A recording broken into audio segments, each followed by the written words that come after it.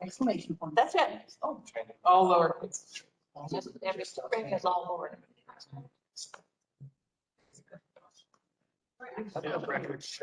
This, yeah, that's weird. An open meeting.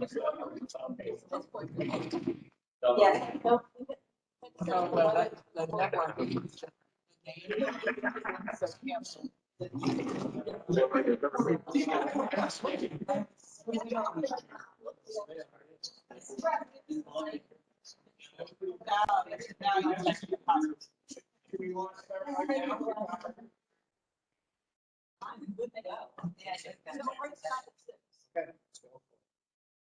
Hey, everybody, my name is Mark, and I was asked to just kind of help facilitate what move today's agenda forward. I'm just CPC.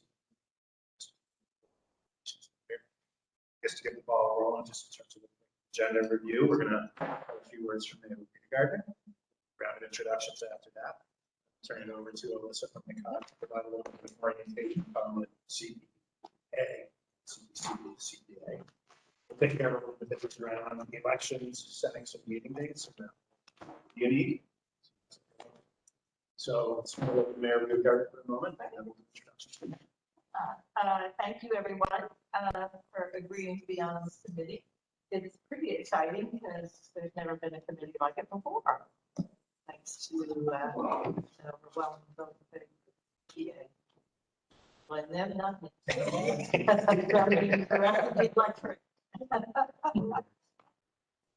And I don't know anything either, so I'm going to move on. But I'm really happy to have us get off the ground. It would be great, and I know that everybody around this table is capable of doing really good work.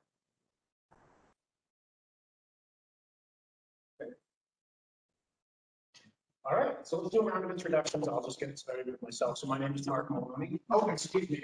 Jimmy Downs, this meeting is being recorded.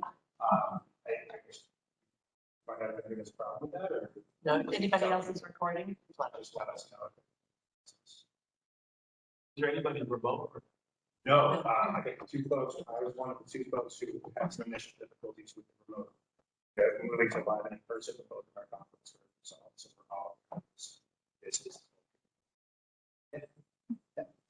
So my name is Mark Maloney. I am a member of the Greenfield Planning Board here.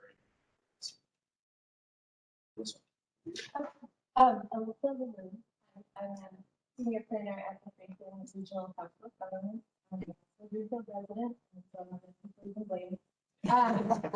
and yeah, I'm here to kind of just provide an overview of the CPA and also kind of assist kind of in this initial startup phase with helping MJ and her folks kind of get you up and running, whatever technical assistance you need. We're Steve Borabacher, a resident of Greenfield. Just eager to join in. I am Barbara Zacchio. I what was I saying my name?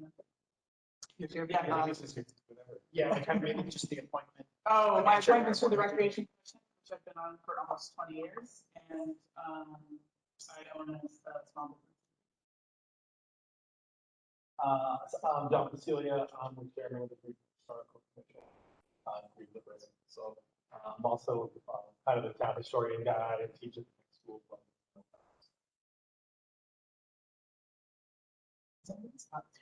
I'm work ethic. We also live in Greenfield, and this my connections with trying to get skate park developed, also doing a lot of the things. I'm Linda Adams. I'm Director of Community and Economic Development for the city, and the mayor was assigned my operations of this new community. So we actually have a grant program assistant who is newly accepted a job today. So no. You will love him. And so there'll be the person who'll be posting of the meetings and keeping your files. You will be responsible for taking your own minutes, but just getting that out there now, and thanking Barbara very much today to stepped in and volunteered to do it, and I'll take it. So Robin is no longer. She's with the city until the end of July, but during part time, we have a new staff person who just accepted the job today. Okay, We'll be starting soon. okay, great, thanks. I'm Garth Chantal. Member. Program mayor version of this, but I do recreation. She doesn't regret it yet.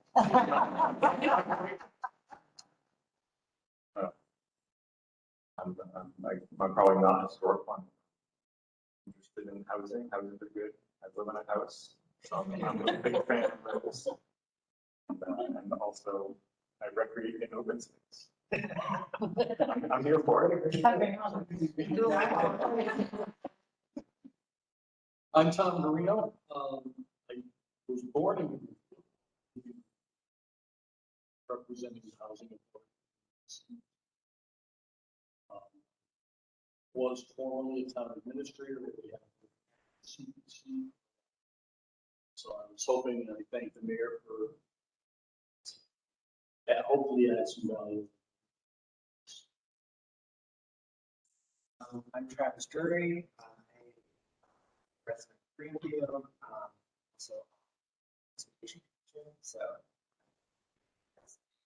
conservation commission portion of this body, and I am also very interested in affordable housing. I'm Giannis Giovanni. You resident. With the transplant for Boston. For a while. Really excited to get involved with people and really interested in creation as well.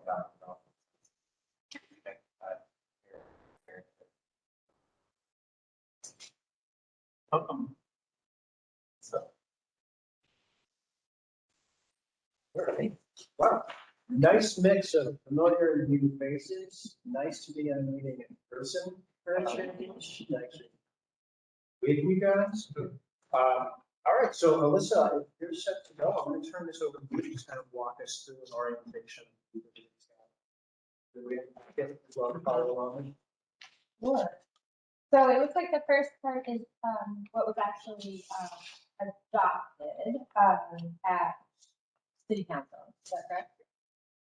I don't work in Greenfield that often. Most of the time I'm working with all the other things. So that really good information for you to have, and it does lay out the powers and duties of the Community Preservation Committee, which I'm going to touch on in my overview a little bit. Before we get started, I do want to say that both MJ and I have been in touch with the Community Preservation Coalition, which is a statewide organization that really is the clearinghouse for all things CPA, and they provide a lot of support to communities, both with adopting CPA and with them implementing it. And so my suggestion would be to try to invite Stuart Saginaw, who's the director of that, to your next meeting, because he can provide a training that he does for CPC all across the state. So that's my suggestion for the next meeting. You know, if you decide on your next meeting date tonight, I can then reach out to him and see if that works for him. And, you know, we can coordinate and see if that works. But I just wanted to put that out there before we get started. What I can do tonight is I'll give you kind of just a broader background of what the Community Preservation Act is and get into a little bit of what the Community Preservation Committee's role is. But he really will be the one who can get into the nitty gritty and also more quickly answer your question. So I just wanted to start with that. So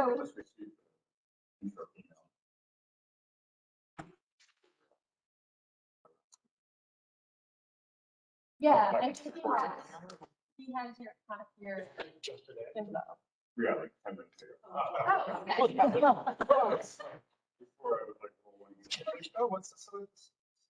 Yeah, so he knew that you were, he actually was going to, he sent the list of kind of house cleaning types of items that you should take care of in your first meeting that you're going to do tonight.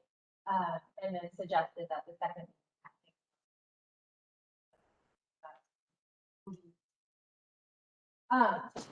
So in your package, it's just a presentation on Community Preservation Act 101. So I'm just gonna kind of get started and go through it, and as we go, if you have questions, just ask them. Oh, here in person is so nice and informal. So let's see, I think the pages are numbered. So I'm starting on this overview of CPA page. This is a lot of this information too is actually coming straight from the Community Preservation Coalition website. So the CPA has been around since 2000. It was a state law that was passed. So it, as you know, it allows communities to vote to basically tax themselves to create a fund for certain local improvements. And so this is the fund that you as Greenfield has a lot of control over. But you are acting underneath, you know, the provisions of this law. So there are certain rules and guidelines that have to be followed. At the same time, your local funds that are being generated from tax revenue or surcharge is matched each year by a state fund. And so that's one of the benefits that a town receives from adopting the CPA is that you also get matching from the state. And I'll talk a little bit about that in a second. And so as you can see, that's highlighted here as the dedicated funding source. Together, both the state and the local funds together can be used for building and rehabilitating parks, playgrounds, recreation fields, protecting open space, supporting local affordable housing development, and preserving historic buildings and resources. So if you turn to the next page, these towns that are in gray, yeah, you're all black.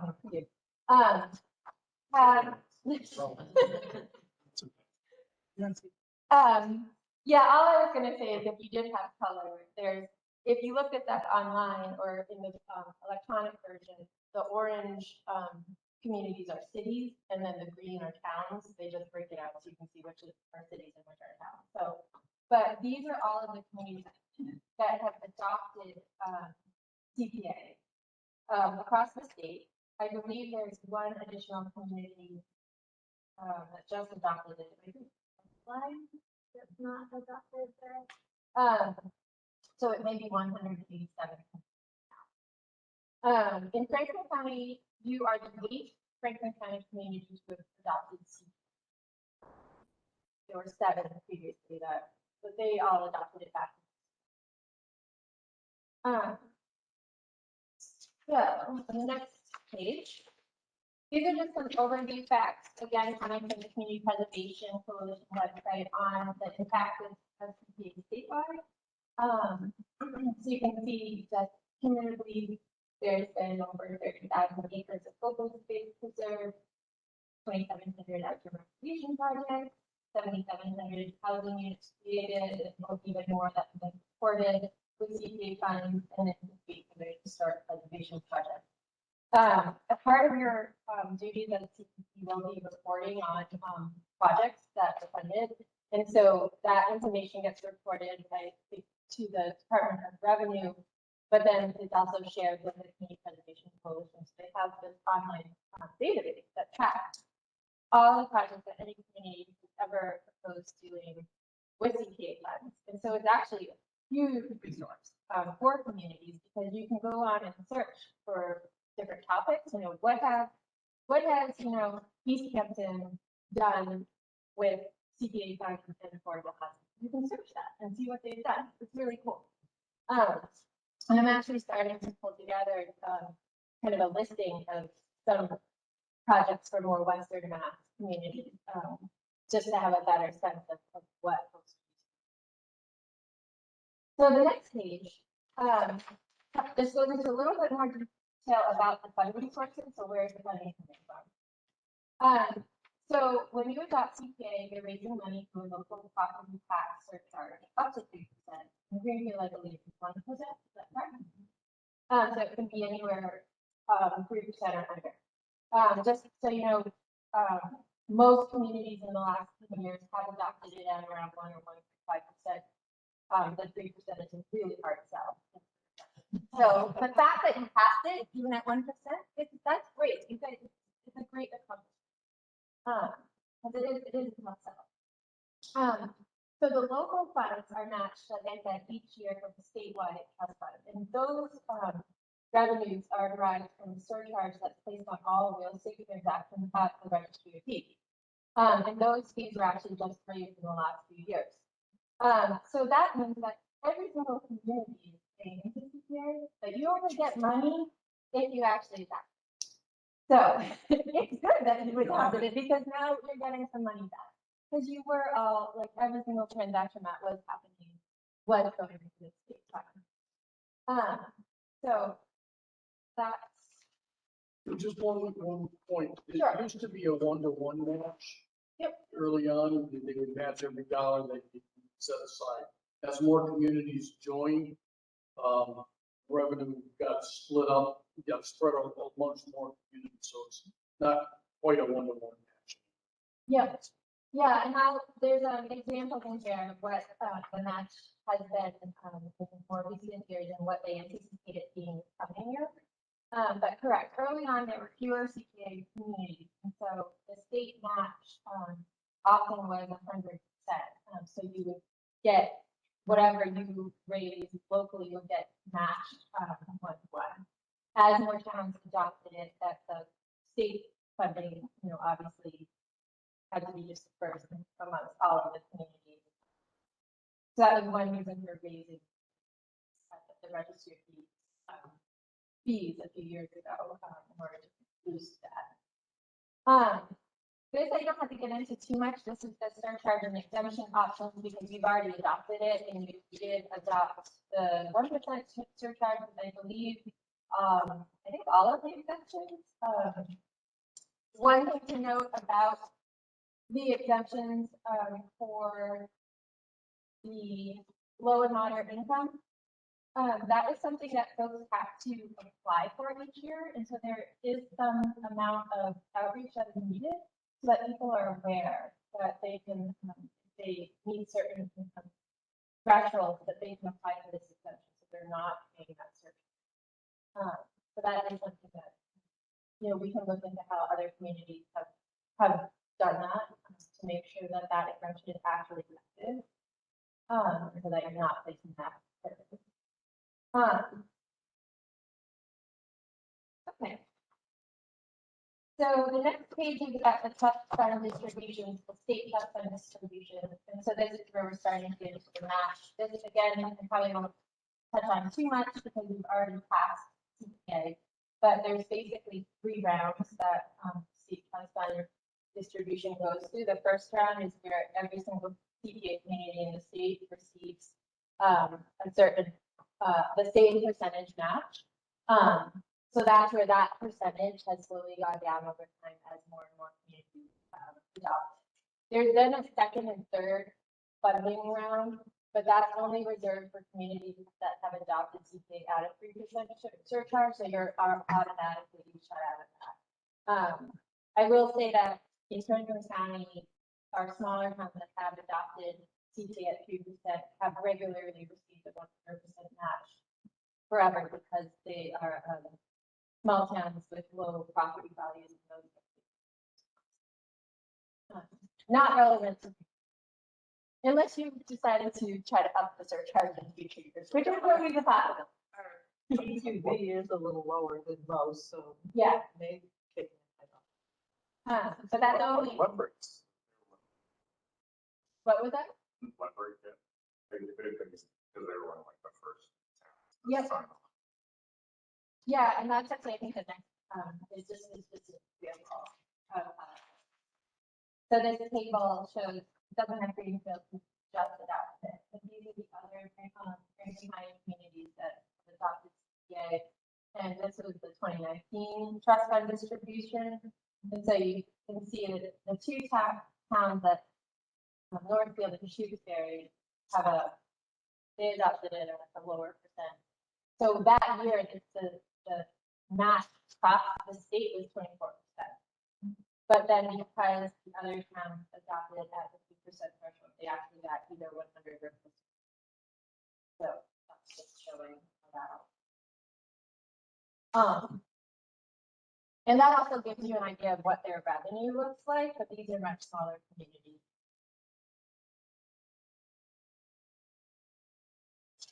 And again, all of this information is available on the Community Preservation Coalition website as well. There's a huge wealth of information, but it just takes some time to pull it and kind of organize it.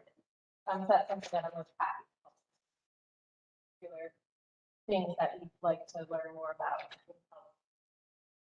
Just a clarifying question in regards to that. So are you contracted to provide some technical assistance to this group, or is this just you doing a solid based on your expertise as a land-use planner at the top? So my Respect. I get for my money. yeah, so the timing of this worked out well because we received a grant, I guess, a year ago, maybe a little over a year ago, through the Department of, it's a public health grant, DPH. It's a 5-year grant. It's our Improving Housing to Improve Health grant, but as a part of that, one of my tasks under that grant is to assist towns with CPA, either adopting CPA or assisting towns with figuring out how to use CPA, especially on housing. But I got cleared to, when Greenfield reached out with this request, I was cleared to be able to help you with this initial setup phase under that grant. So that's where it's being. What constitutes the setup phase? I'm just trying to wrap my head around, like, do we have you for 3 months, 6 months, a year, like what? Well, the grant, I mean, the grant goes through in 2024. That's not an issue. I think it's, we can talk. We can kind of Yeah. collectively figure out what's appropriate or. Figure it out, but at a certain point, you'll be, you know. 70 more minutes. At a certain point, you know, there's a lot of resources. So like the Stewart's group, the Community Preservation Coalition will continue to be a resource throughout the life. So you'll start to just get connected more with like, okay, like we can go to them when we have this type of question, or you know, you can always run questions past me, even if I'm not still coming to meetings. That's okay too. You know, you'll have your grant, your admin help working on certain things. So, yeah, I mean, I guess the like I'm here to help for now. Yep, so we can all just kind of figure it out collectively. It's not a kind of hard figure it end out. date, Yeah. and it's not just forever. Yeah, Let's and then figure that I should also it's for me because, like I said, no other kind of community have adopted it since the 2000s. So that was before I was a planner. So I'm pretty familiar with CPA, but I haven't really gotten my hands dirty in the actual like implementation of it with any community. So I don't want you to see me as like You're I was to good help professional. instead of trying to find out. But yeah. So the next page is, this is where I talk about how this is the estimated CPA trust fund distribution for fiscal year 2021. The Department of Revenue tries to provide this forecast to CPA communities early so that they can think about their what their total revenue might be for the coming year. So for this coming year, it's looking like it will be around 32.3%. And so I just did a quick calculation. I was able to find, I'm not sure how this is calculated, but it was from the Community Preservation Coalition site saying that your anticipated revenue at a 1% surcharge was 190,000. So with a 32.3%, your total annual revenue would be 201,307. So this is fiscal 2021, so we are actually going to be in a position to be able, as fiscal 2022 starts, to entertain ideas. Not going to have to wait until fiscal 2022. That's a good question. I'm not totally sure on how the timing works. I think you're already starting, at the time you passed it, I mean, I think your local revenue will come in first, and then you're not, so there's always a delay with the state match. But that's a good question on fire. The question is that projected local revenue for FY '22 or FY '21? Look at the prior slide that the 2019 funds. Yeah, well, it says projected FY 2022, but we haven't had it on any current tax bill. So it wouldn't start until. Tax bill just went out. Yeah, It's so not about tax bills. It won't be on, I mean, the residents won't see them until their January tax. Until the January 2022. So we really are not looking at doing anything more than preparing till next July. Yes. luxury. You figure it out. Yeah, well, yeah, no, I mean, But I think you have that, whatever we end up being, I mean, Jack, I think that you have the ability to spend some of it in the fiscal year 22. It will be revenue to the town within fiscal year 22. We will check that with the finance director. Fiscal year meeting starting July 1st. This year, I mean, July, not, but the Article 22 begins in a month, in 2 weeks. yeah, great, thank you.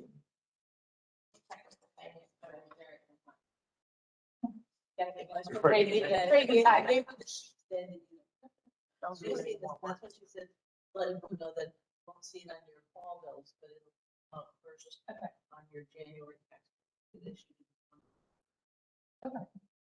But will it, one theory apply for the whole year? Yes, it will. So like you're at tax bill, you're gonna be paying the $50 over the those two later tax bills rather than over the 4 tax. But the total. Yeah, those are. So, the next few slides go into, so once you start generating, what can you do with it? So there's eligible uses, this is all outlined in the Community Preservation Act, the law. And so the categories are open space, recreation, historic preservation, community housing. You must spend or set aside future spending at least 10% of your total annual CPA revenues each year. That includes your local and state match towards 3 categories. Open space. I still have to clarify whether recreation is now part of open space or if it's still separate. It used to just be open space, historic preservation, community housing, and then recreation was eligible for any of the remaining funds. But I'm a little unclear. But the main point is 10% gets set aside for open space, 10% for historic preservation, 10% for community housing. The remaining 70% can go to any of these categories plus recreation. So ultimately, you could spend up to 80% of your annual CPA on one category if that makes sense, if there's a project that warranted that.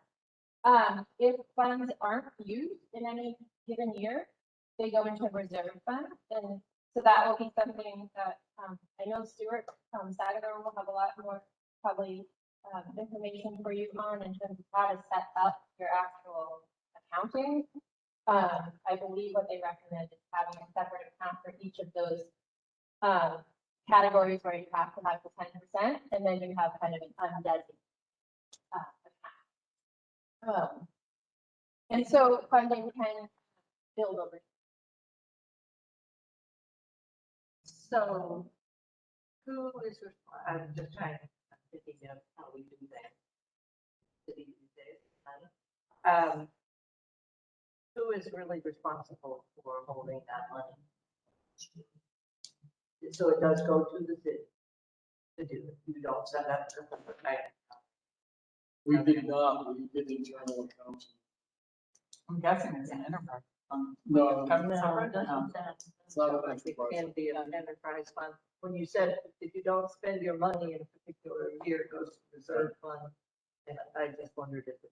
yeah, what would happen is, what we did, there would be an account, community preservation. Yeah. And within that account, the subcategories, housing, open space, conservation. And intended that money would be allocated in there. At the end of the year, if it wasn't expended, the reserve fund was also broken out into those categories because you have to keep that 10%.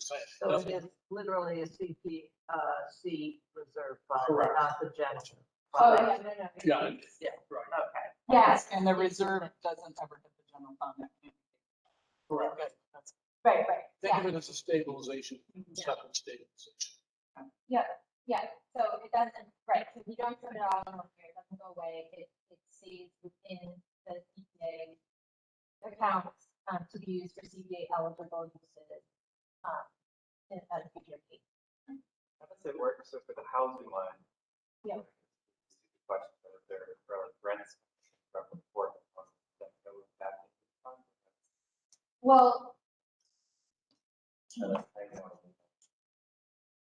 yeah, I mean, Only like the CPA somehow owning the housing of, which, you know, in theory is possible, probably, or be like, we would be supporting something, authority, or Yeah, some, pretty much.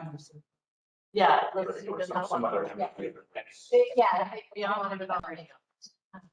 yeah, I don't know what it's actually, I mean, that's a good question. So you'll note housing, one of the reasons why this grant funding I find here is kind of targeted toward housing, because that is a complicated category for communities to use their funding on, and especially smaller towns.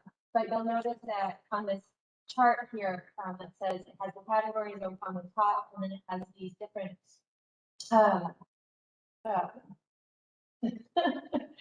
Columns and rows. yeah. Yeah, columns. indicators. Columns. What's our required? Label. Create, verse, We're allowed to acquire Yeah. all across the top row. right, so these are kind of the main actions that you can take with CPA funds according to each category. And obviously there's a lot more that goes into all of this. But, you know, so acquire, you can purchase property using CPA funds that is either going to be used as open space or historic or recreation or housing. Create is where that's where you're building something like a playground or supporting the creation of new housing. Obviously, historic, you're not creating anything historic. Okay, so that's why there's another. Well, you are, that's not. I was gonna, yeah.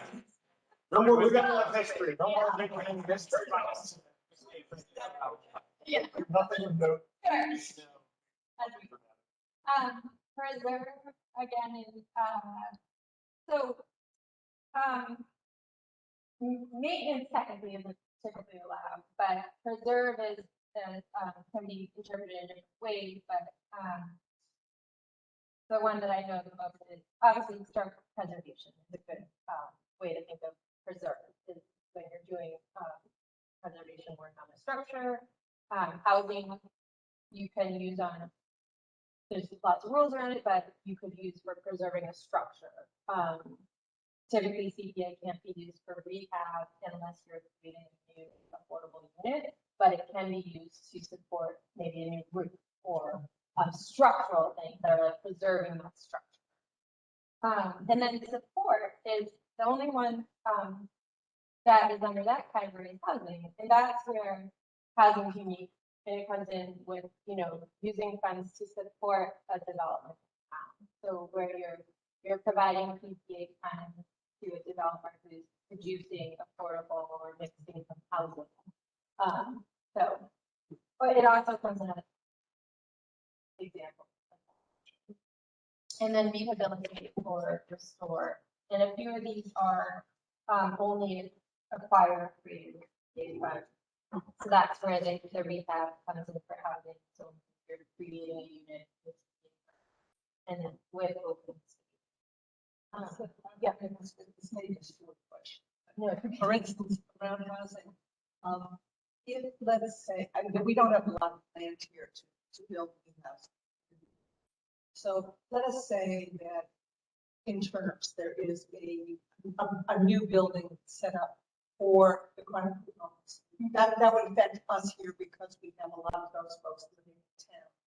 Would this money be able to be used to support that kind of an arrangement, so kind of a regional arrangement as opposed to one that it has to be in town? yeah, yeah, so you can use CPA for regional projects. Whatever the CPA funding is going for has to meet whatever the criteria is. Sure, absolutely. Even if, mind you, didn't Right. project, if you are. What I'm thinking about is chronic homes. Yeah. That's where often you need to provide supportive housing, and that's generally a larger project. And I don't know if we have buildings here to do that. So it's something. Scope that might. Yeah, there is a fairly recent example on the Cape of, I think, maybe 3 or 4 towns, pooling CPA, they all have CPA, pooling CPA funds together to support one development for, implement supportive housing. So that is possible, it's not done that often, but it is.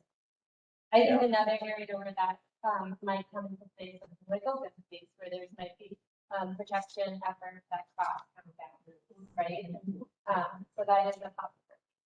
And you can also use, multiple categories for a project. So you may have a building that's being adaptively reused for housing, say, and so you're putting historic preservation funding in as well as housing. Or you could even provide open space in housing, where you're purchasing more expensive, where you're purchasing a parcel largely for protection, for open space protection, but carving a few lots off for Habitat for Humanity to build. So yeah, so there's different ways. So I'm just gonna go over, I don't want to take too, I know you guys have more to do, so, oh, well, we have some. We have till 6.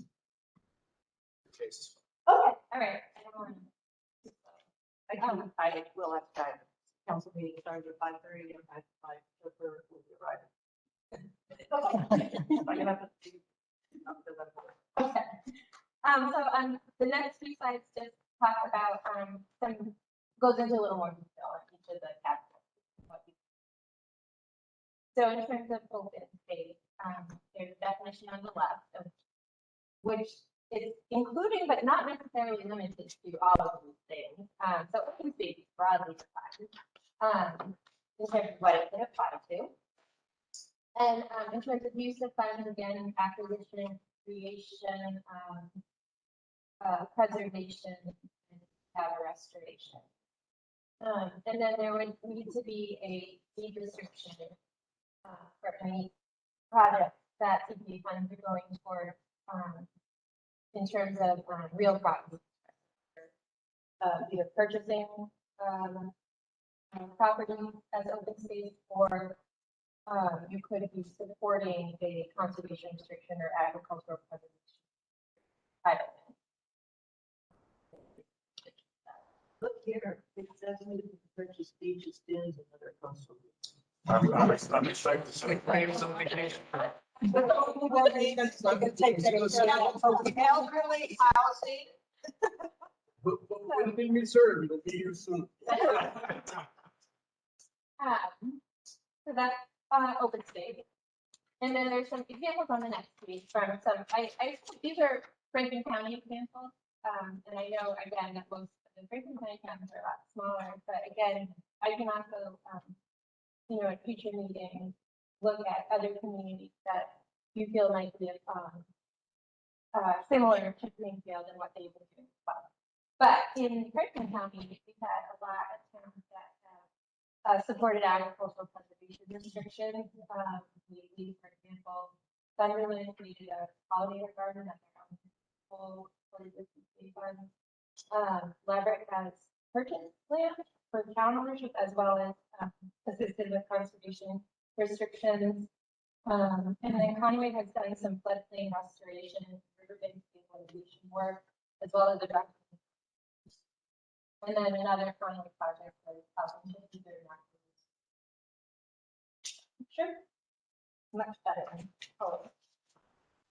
The historic preservation category, this can apply to buildings, structures, vessels, real property, documents, artifacts that are either listed on the state register of historic places or that are determined by the local historic commission to be significant in history, archaeology, architecture, or culture of the city or town. So it definitely can go beyond just a state registered property. Just to find that one of the things that we did, which was great for the town, was we put money aside almost every year for additional vault space work, as an example, for records, as well as we use microfiche or digitalization of old records. Yep. So that was something local, we didn't use external. We did a Baptist church group. Yeah, but I think that the records, you know, digitizing records, protecting records, or somehow they have where they store their records are really vulnerable to things like flooding or lots of things. So that could be. Yeah. That's really good. Yes. We are one of those towns. Yeah. Vulnerable record. Vulnerable historic. Yeah. So the next page, some project examples, doesn't talk about that, but more. That's right. Oh, good, on records preservation. And like you were saying, Tom, that this can be, CPA funds can be used obviously on town buildings that are historic in nature, but also on private or nonprofit buildings in town that are historic and important. So I think I missed that. When you're using historic preservation funds towards the building, the Secretary of the Interior standards for treatment of historic property has to be adhered to. So this is just the library and the ladies, CPA funds here. Cemeteries are. Yeah. So community housing is the top of it. I know probably the most about, but that's also tricky. So community housing is defined under the CPA as housing that serves households that are below 100% of the area median income, which for Greenfield is Franklin County's area median income, as determined by HUD. And so these are the current income limits. So basically, any CPA funded housing expenditure would need to be serving households at or below this income level. What's very important to note is that you can absolutely fund projects at lower income limit threshold.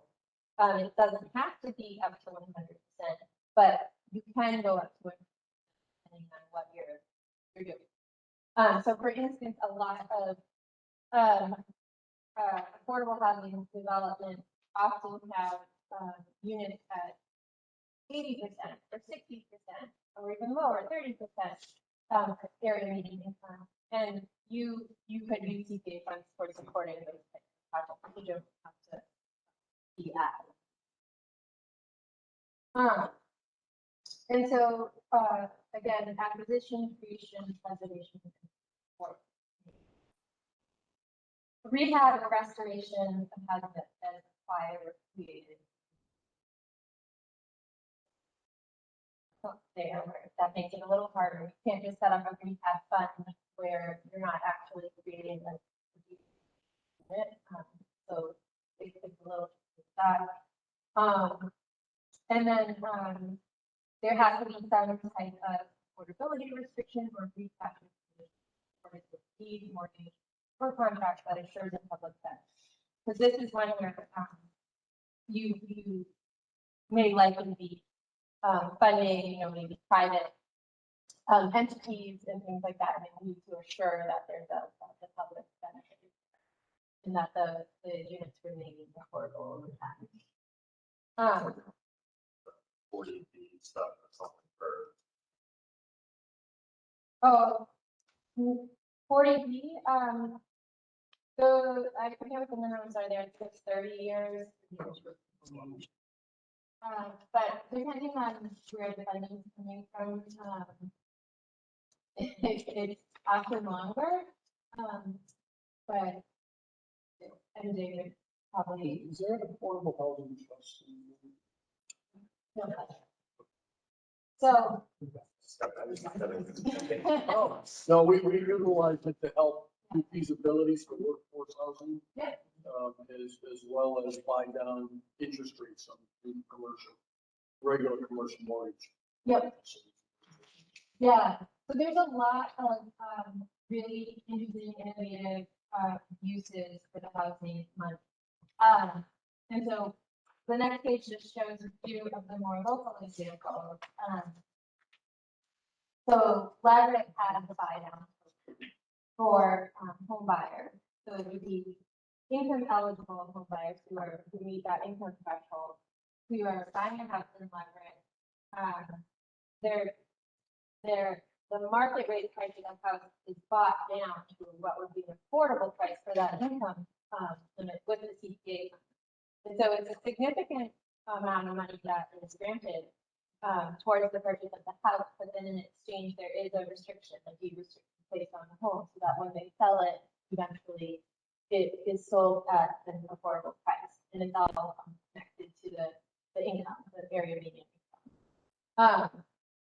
And so that they've, I think 5 homeowners have gone through that program in Leverett. They're finding now that they just don't have pot, they don't have pot.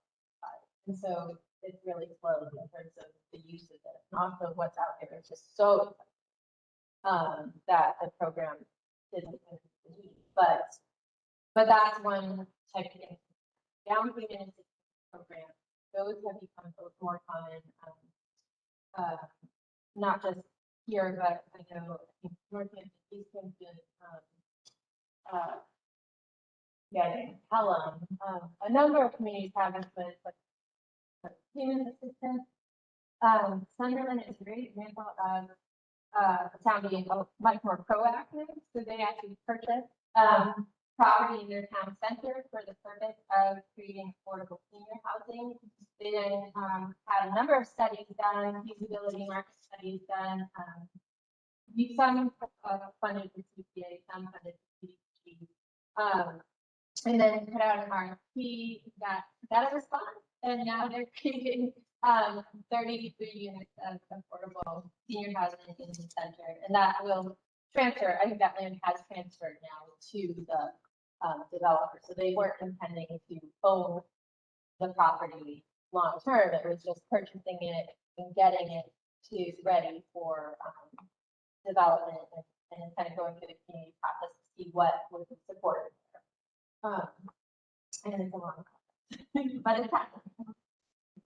Quite about. How long did that process take? 8 years. 8 years. Yeah, and that's not uncommon for something like this. It takes a long time. And part of it is just the developer pulling together all the financing to make it work. And get quite good too. So I think that it's under construction now, and I think they hope to start leasing that by new year. But yeah, so it's happening. And then Shakespeare, again, these are small towns, so these are where it's really tough to use these funds, but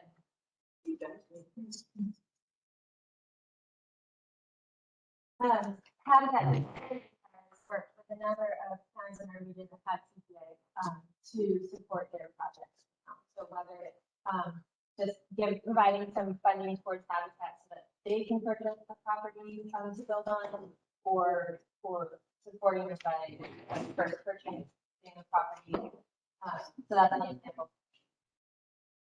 And I did put in a link to this really great resource. The Massachusetts Housing Partnership is a statewide agency that assists communities with a range of affordable housing and technical assistance. And they have a guide on using CPA funds. And so they also put on workshops periodically, specifically on this topic, on using CPA for housing. And so if anything comes up in the future, I'll make sure that I'll notify them where that. And then recreation. So CPA really is focused on outdoor recreation, passive or active recreation, such as community gardens, hiking and multi-use trails, non-commercial youth and adult sports, parks, playgrounds, or athletic.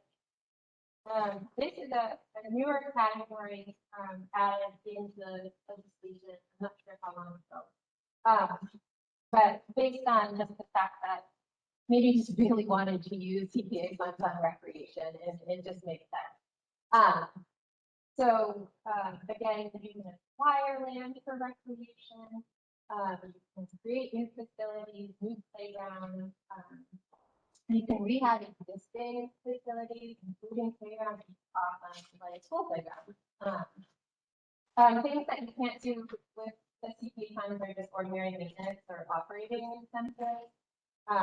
Horse or dog racing facilities, stadiums, gyms, or any kind of indoor type sports, and artificial turf is not allowed.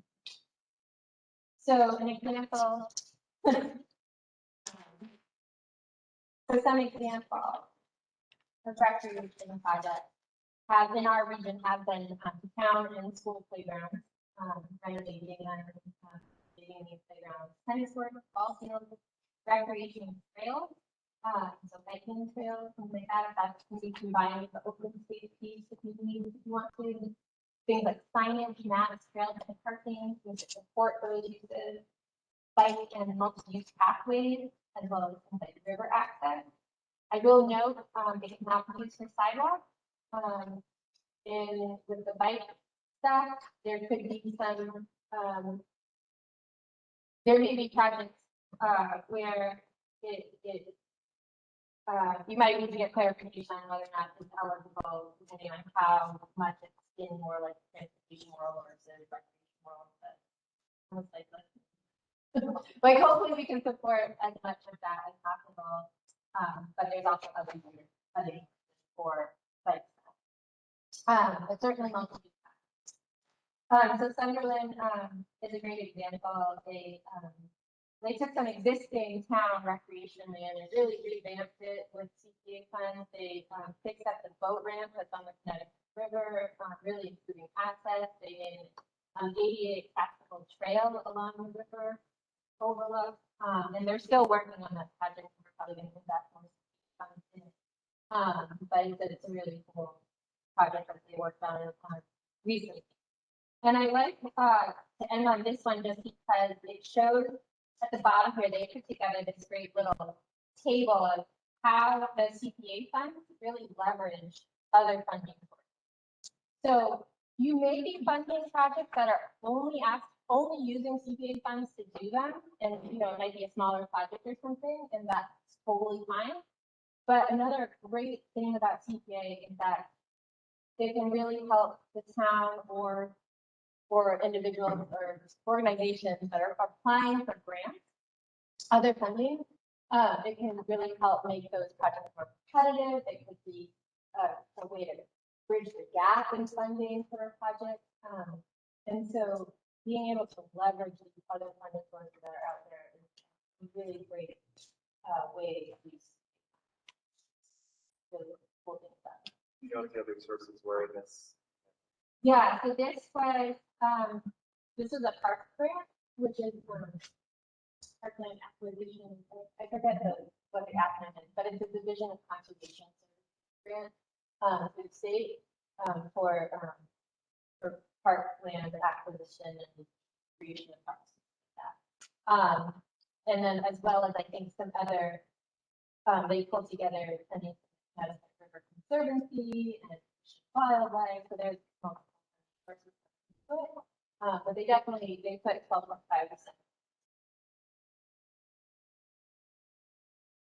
So, Like, there's no way it would count as like community match. yes, it does. It's right there, it's like, oh, you have to allocate $250,000 out of the town budget or. Yeah, no, it absolutely can count as a local match towards a lot of different.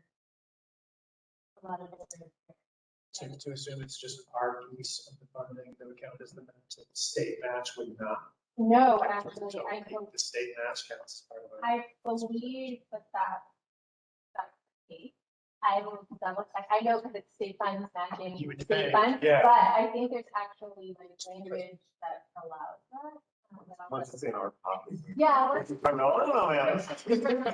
All this ourselves. I see how it works. It's like if it's part of your money matches.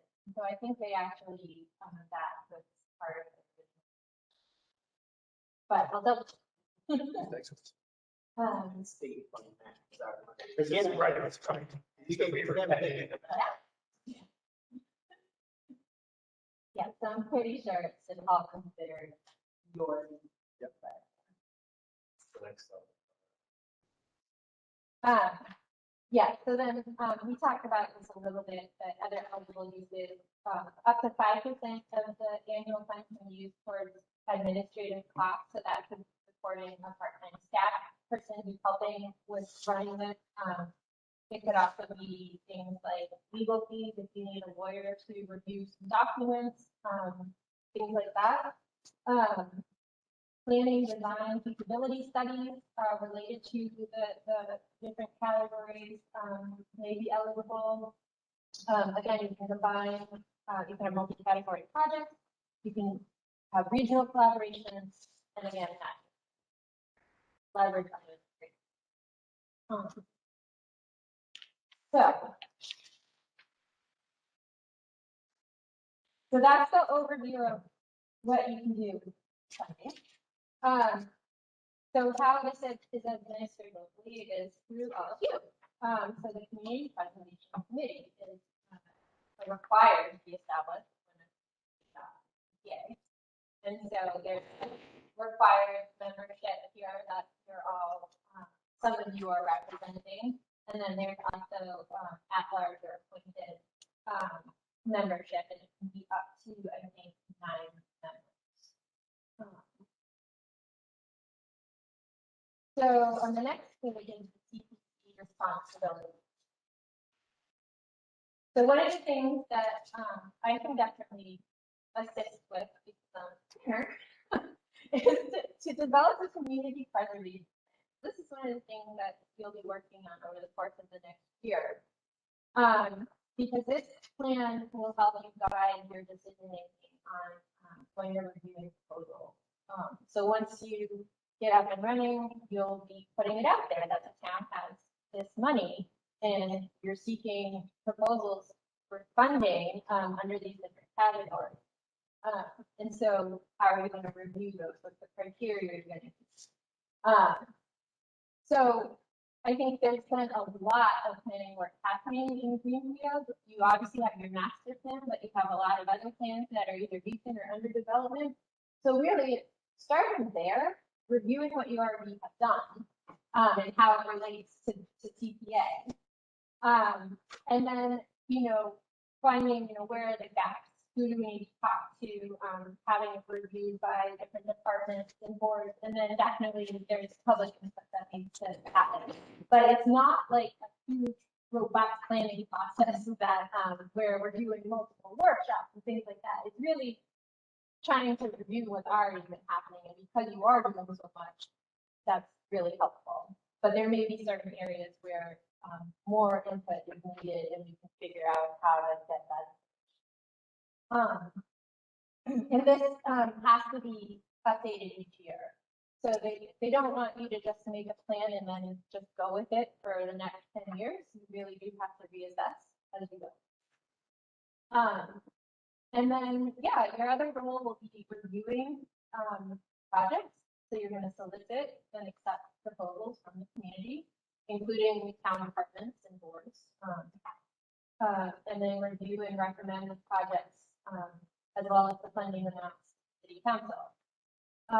You get to decide how often you want to take applications. It can be just once a year, it can be twice a year, rolling basis. Because you're a city, you have, I think, more flexibility. In towns, all PPA funds have to be approved at the town meeting, which is once or twice a year. Oftentimes they have a schedule that's based on annual town meeting. But because you're a city and all PPA funds are being approved at council, you have a little more flexibility to decide how you want to set that. You'll need to create an application form. There are examples out there, so you don't need to recreate the wheel. We can look at what other towns have and see what makes sense. Yeah, I'll be bringing more and some. Yep. Yep. Yeah, no, that would be great. So obviously there's going to be models of all of this out there. There's plans are out there, community preservation plans. So we can look at some different options and see what you think makes sense for Greenfield in terms of how to approach all of this. So these are some of the things that we'll be working on with you over the next year. And then keeping records and reporting on the state budget. So, you know, obviously meeting minutes of all meetings, keeping records of all proposals that are received, your recommendations. So you'll be actually writing formal recommendations that go to the county, keep records of all of this. And then submitting the CPA budget annually. And these are things that I know that Stuart from Community Preservation Coalition can get into a lot more detail with you. But this is kind of an overview. And the last page is the Community Preservation Coalition website. This is just a screenshot, but it gives you a sense of what they have on there. It's updated regularly. They have a staff who are there to help you. This is the main website. We did the first one, and the second one is specifically the technical assistance page. That's really relevant to towns that have already adopted TPA. There's a ton of them. So if you have time and want to explore more, please do. But I'll be pulling a lot from this site as well in terms of, you know, examples from other communities and things like that that I can also bring to you. To Is it only Massachusetts examples or are there? TPA is a Massachusetts thing. It's state legislation. Okay. And there's no program evaluation component at all. It sounds like just a report. There's reporting. I don't know. There's There no. was never an email we had to do for I don't think the so. state agency. Yeah. But the records have to really.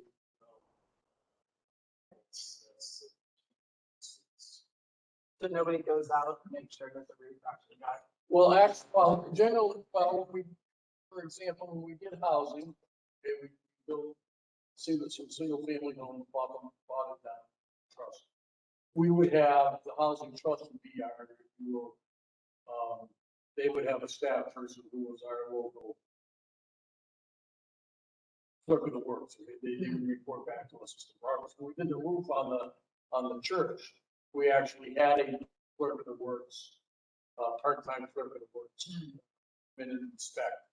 We taught him these various inspectors as well. But checked on materials, make sure that they met the National Historic Preservation thing, all that type. So there's a lot of checks and balances here. Yeah. And then you have that 5%, which would be somewhere around $13,000 if you choose to use all 5% of your admin funding. Augment that type of checking. Right. Yeah. Yeah.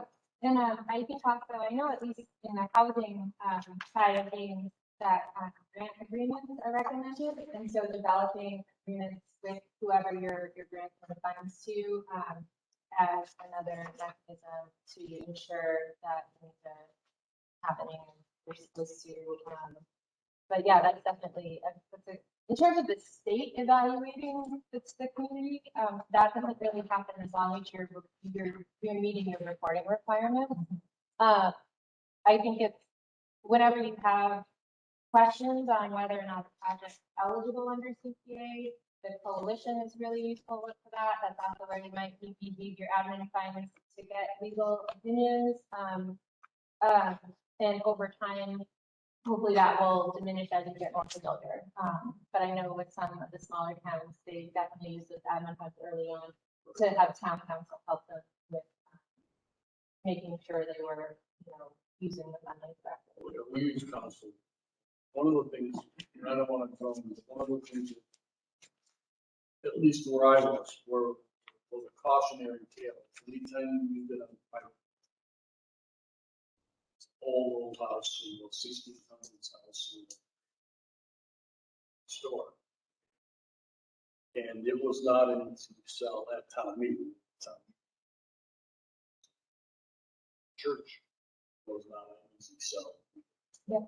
There's a lot of pushback. The entire public. Yeah, and that can be part of that community preservation plan piece is to determine, how will you rate projects? And if you want, like, how some projects show some public, how are they meeting a public goal or public need? Is there going to be public access or, things like that? Like that could be part of your criteria when you're looking at a project. So you can see how other towns have done that as well. But yeah, that's a good. We also use open space money for trails. Yep. For making sure, so that we establish. Yep, yeah, that's true. I think that's correct. Yeah, and some towns have trail committees, and Leverett is one that's done a lot of trails. They've used to support that. Perfect point, like, in our plan, like, we could say like, and we're gonna follow up, like, yeah, we'll have these grant agreements. And, the committee will also like give a report to the town or town council, whatever, yearly on saying what's actually been done and, Yeah. which ones were still in progress. Yeah, and I do think actually that's part of the reporting in terms of like what projects complete and how do you determine that. Those are all really good questions, and I think Stuart would probably be a really good person for helping with those very technical. But yeah, these are all good things to be thinking about. This is going to be possible to be involved in the coalition, so the membership. So I think there might be, and so that will be a good question for Stuart. I think the initial training, I mean, they want to support communities, but I think for ongoing support, they'll probably, I think there's a membership fee. I believe you can pay for that out of your admin, your 5% admin. And I'm guessing it's not.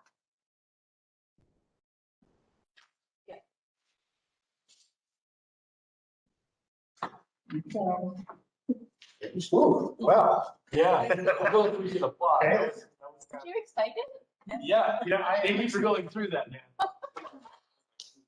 yeah, it's a great orientation. It is exciting. And so the thinking is that you'll attend the next few meetings regardless as we just get our sea legs. Yeah, I can continue to attend. Like I said, I recommend the next one being, inviting Stuart to do his training. It will also be very informative to me. And then I can assist with the plan piece definitely, and helping with all of those things like pulling together your forms. And I'm happy to help. And also I'm happy to step back whenever you need to. But just tell me. I don't want to open back. All right. Well, I guess that moves us into just conducting a little bit of business with the 20-some odd minutes we have left. So this has elections, and then under that, so there's no official clerk or secretary position. There's just a chair and a vice chair.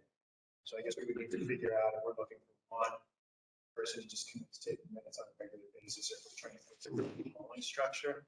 just talking about meeting dates, but I wonder if there's some benefit before we adjourn to trying to just identify some next step meeting topics as well. That's part of the dates. I just feel like we could say monthly, some arbitrary way, walk away with no real sense of what the trajectory of the summer look like. So maybe we could have both of those conversations when we're talking about dates.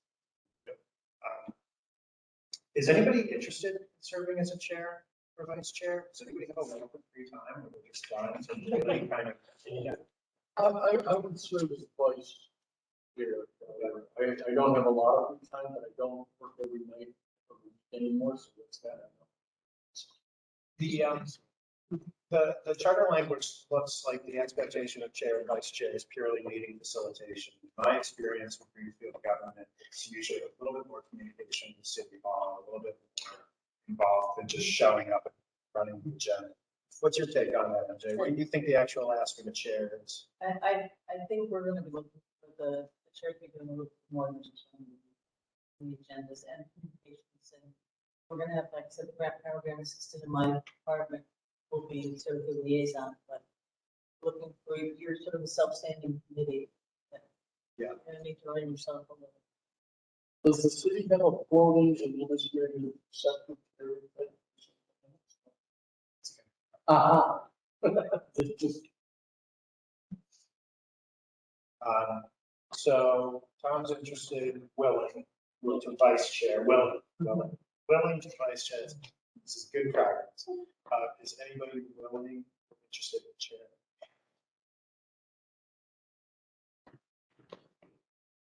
These are annual terms, right? It's an annual term. Is that not even spelled out in the chart? It's just that we have to elect a chair and vice chair. Typically, your chair and your vice chair, Annually elected, it's an annual. Would you serve as an inaugural chair? Gosh, I'm scared too, but at the same time, I do think that this is interesting. I mean, you look at the group around you, Right? No, this is a great group. And I also, so here's what I also think. So I work for COG as well, so I have great access to it. So. Well, you're talking to yourself. I'm gonna, listen, I would be willing to share it with the codicil that I don't want to meet more than monthly, meeting by meeting. Yeah, so that's that. It's more than once a month.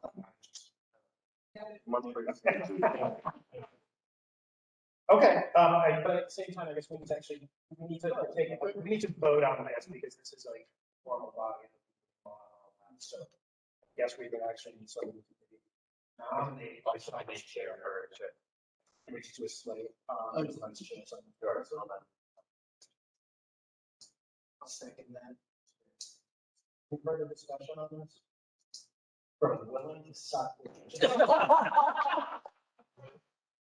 Okay, I guess we can just call a vote on it. Okay. Yeah, all right. Thank you. I don't wait those vote on my.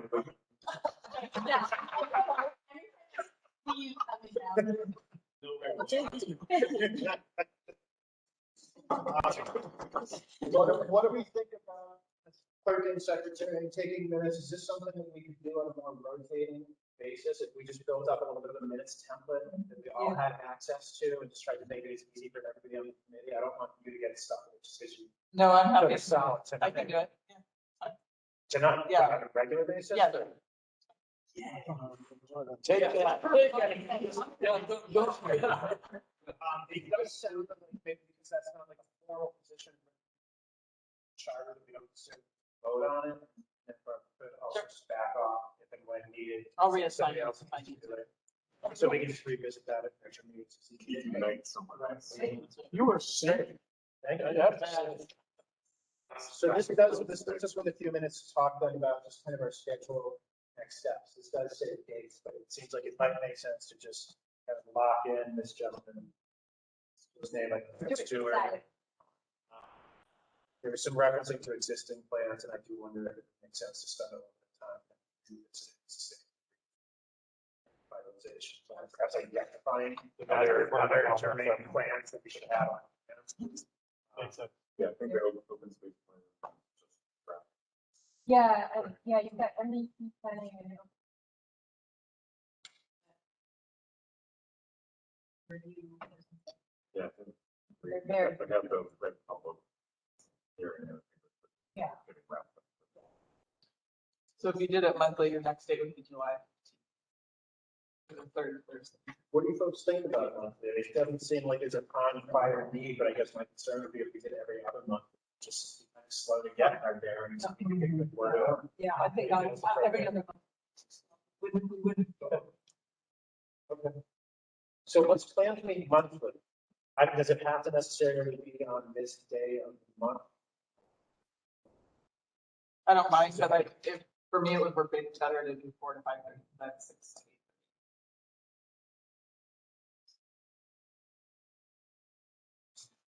We should start with time.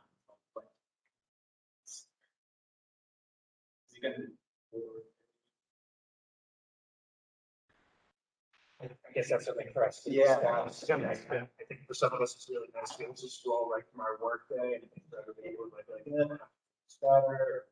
That's what I'm saying. Yeah, yes. The earliest I could do on those days, once I finally go back to work. Okay. So a later start time would work better. Otherwise, I have to like take off work early. Travis, this whole stuff, kind of any day of the week, this is just Monday. Any day of the week. Here it is. This is about. Oh, well, I mean, right now, it's remote, so it's easy. You know, eventually I'm going back. Right. Yes. We are authorized for hybrid meetings. Although, I mean, it would be nice to be. Yeah, but I'm on the front line, like, you're on your iPhone in the car. Yeah. Not just like a meeting, just I don't know what else. It's kind of distracting. And also, I was thinking, you know, for people who do work, like someone wanted to come to, you know, if they worked at 5 or something, they would be. I hear you. I think that there's a convenience just rolling right into 4:30. Yeah. You're like, everybody works like I'm town.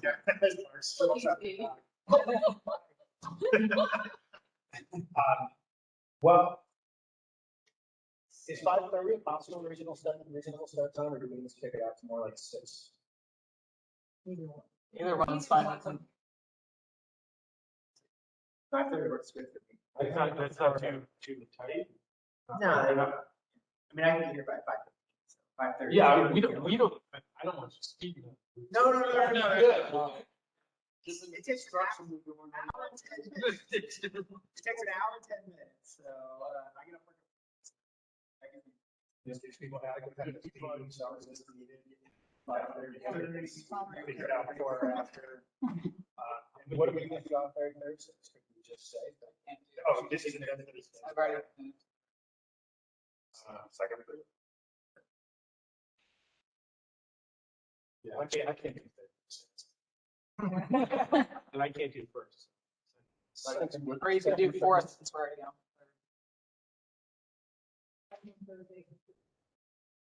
Second or fourth. Second Thursday is next month.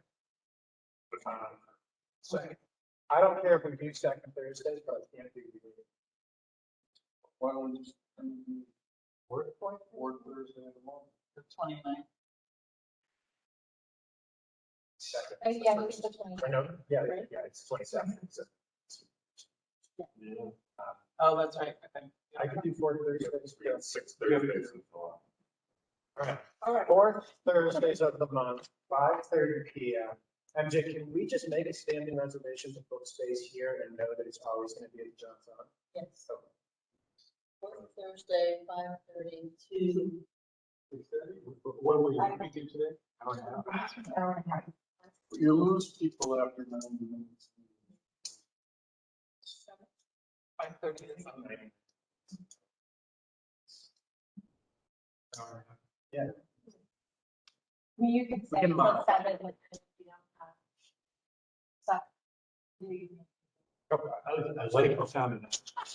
Well, because I mean, this is, we went through this pretty quick, you know, it's like, time went by, kind of, there's kind of a lot. No, I mean, there's a piece missing, like, oh, no, we need 2 hours, but I think it's also like, well, if you carve out 2 hours, you're going to fill it, and if you are about 90, then we'll just strive to be effective. If we find that we're always not getting done what we need to get done, I guess We could amend that. just a plan for 90 minutes over the summer and see how that plays out. As we move forward, we might need some, stuff.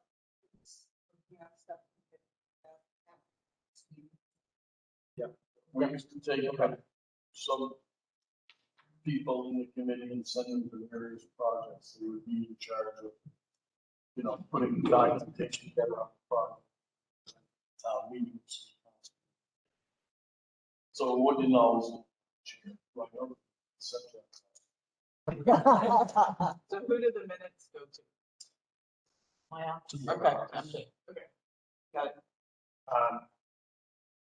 Does this committee need, I would assume that your office would deal with postings in terms of meeting law and all of that. So we take our own minutes for somewhat self-sustaining, but you'll keep us on track. That's a vote. Yes. Has everybody stopped by to be sworn in and received any open meeting law conflict of interest packets that you've done yet? No. I actually blew this off for a couple of weeks. I was like sworn in. I was sworn in as a planning board member. I call it, just like, no, you have to be sworn in for every single committee service. And they're closed. How much freaking more swearing do you want? Kind of. So I'm going in next Thursday, and I would encourage anybody who's not yet been sworn in to get in touch with Kathy's. Alyssa, would you be able to get in touch with Stuart and book him for this next meeting, or would that fall on us? No, I can do that. I'll reach out to him, and if for some reason he's not available, I will let MJ know, and we'll figure out what you want to do, but hopefully that'll work, and I'm guessing he'll want to Zoom in. So we will, just as I'm pretty sure he's based in the Boston area, but we'll see, maybe he'll want. Okay. But we may just have to set up technology so that. Yeah, so, but we'll figure that out. But yeah, I'll reach out to. At some point, I think it's possible. We'll join it. By the way, the Greenfield adopted that, people can call in, participate remotely, there will have to be a form here physically to be able to be in the meeting. Sorry to me.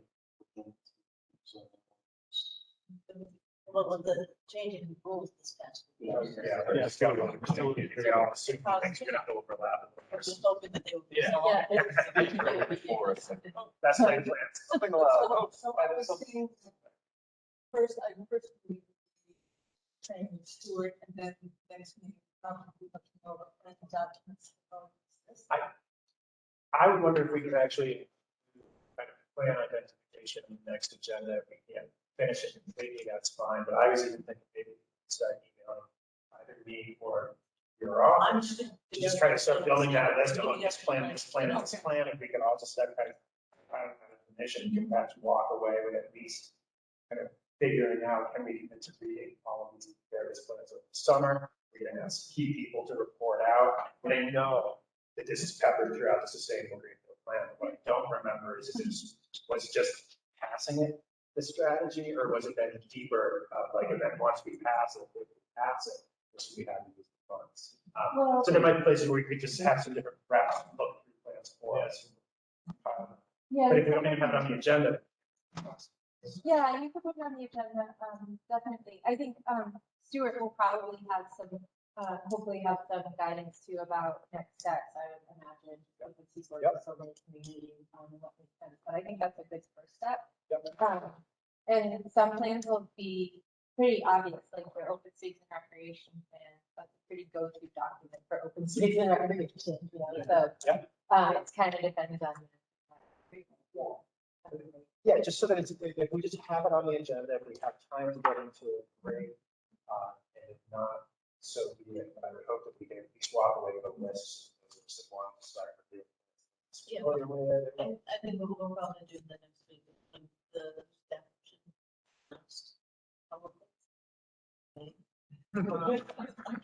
I'll have them send out a build of list of plans that we can have and the post on those. I don't know.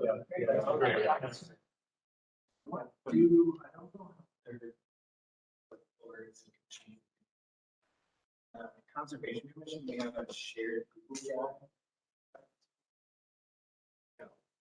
Project files on there for. Wow. So I don't know if any other.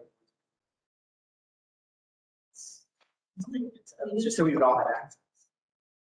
We do have Google Drive and things you have to be careful about is like not violating the open meeting law by having conversation. Yeah. Talking about it. Yes. Yeah, we just have files in there like. Yeah, but if you have one, we go there and someone else. Great. That'd be helpful. And maybe that's enough in terms of like just agendas and next steps. That'll kind of move us, that moves us into August, depending on what Stuart has to say, that July meeting. That starts to inform on August, September. Is that sufficient right now? Like, Yeah. we're just rolling into summer. I don't think we need to get too intense. Yeah, right. I need a break. All right, so is there a motion to adjourn at 5:53 p.m.? Great. Thank you. Just, if you need it for the record, how about I move to John second? Okay. Yeah.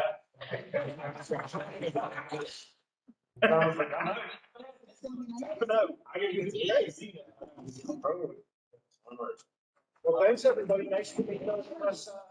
Good job. All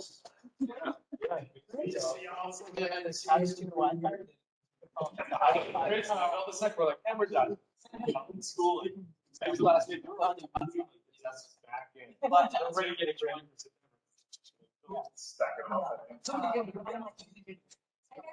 Thanks for running this meeting and being verified. Bye, everyone. Bye. Great job. Yeah, I'll be in touch. I'll get in touch with Stuart and I'll stop you. Yeah.